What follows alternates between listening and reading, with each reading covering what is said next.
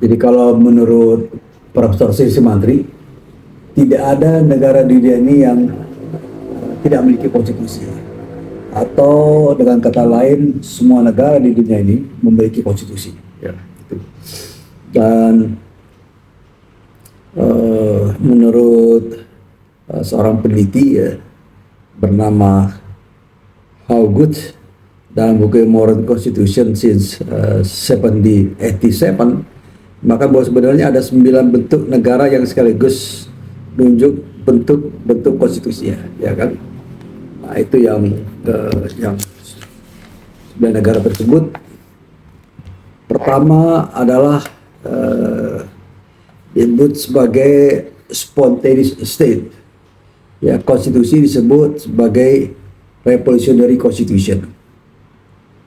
Jadi spontaneous state adalah negara yang timbul sebagai akibat revolusi. Dengan demikian konstitusinya itu bersifat revolusi, ya, revolusioner. Sebagai contoh konstitusi seperti adalah konstitusi Amerika dan konstitusi Prancis. Ini konstitusi Amerika ini ya sangat berbeda dengan konstitusi di wilayah sebelumnya sebagai daerah jajahan Inggris, dan konstitusi Prancis ya sangat kontras bila melihat asal muasal ya ada konstitusi itu, yaitu dalam hal ini konstitusi di bawah Prancis di bawah Raja Louis XIV. Ya.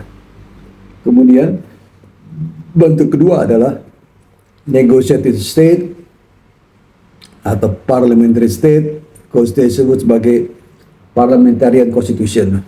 Jadi negotiated state adalah sebuah negara yang didasarkan kepada kebenaran relatif, bukan dibesarkan pada kebenaran absolut, ya berdasarkan absolut atau seperti Rusia. Ya, ini adalah negosiasi ya, parlemen adalah tempat diskusi dan negosiasi bisa dilaksanakan. Jadi sehingga adanya parlemen tertentu dalam konstitusi, sebetulnya negara bersangkutan merupakan ciri dari negosiasi state. Oleh karena itu konstitusinya disebut sebagai parliamentary constitution. Jadi ada parlemen yang berpengaruh. Kemudian yang ketiga ada disebut sebagai derivative state, ya, atau auxiliary state. Konstitusi disebut sebagai neo-national constitution. Derivative state ini semua ada di halaman 53 ya dari buku ini ya.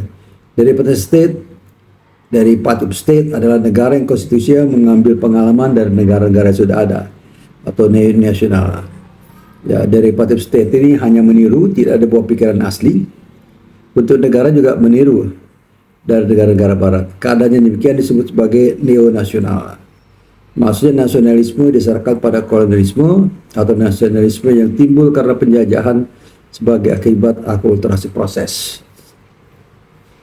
Misalnya konstitusi Burma, dia meniru apa yang ada di Greece, ya. Kemudian Thailand, ya, Vietnam Utara dan Vietnam Selatan yang kemudian bergabung menjadi Vietnam, ya, setelah kekalahan Utara Amerika, ya. India, Pakistan, kemudian Indonesia. Jadi Indonesia ini tidak meniru Belanda, ya, bahkan bertolak belakang dengan Belanda. Tapi beberapa lembaga-lembaganya ditiru seperti Belanda. Misalnya BPK di Belanda namanya Algemene Kamer, ya, Badan Perhitungan. Nah, neo-nasionalisme menurut Profesor Djoko Sutono ialah nasionalisme timbul sebagai akibat Perang Dunia Pertama. Ya, misalnya atau timbul dari Perang Dunia Kedua. Ya, ini yang terjadi ya, yang disebut demikian. Dan perspektif lain dari sudut pembentukan ya, konstitusi dibuat oleh raja, kemudian konstitusi dibuat bersama raja dan rakyat. Selanjutnya bisa juga konstitusi dibuat oleh rakyat seluruhnya, seperti terjadi di Amerika. konstitusi yang dibuat oleh Badan Konstitusi, ya, atau seperti Komisi Nasional untuk Konstitusi yang terjadi seperti Filipina. Konstitusi bisa juga dibuat oleh pemerintahan diktator, ya, seperti terjadi Soviet. Nah, saya ingin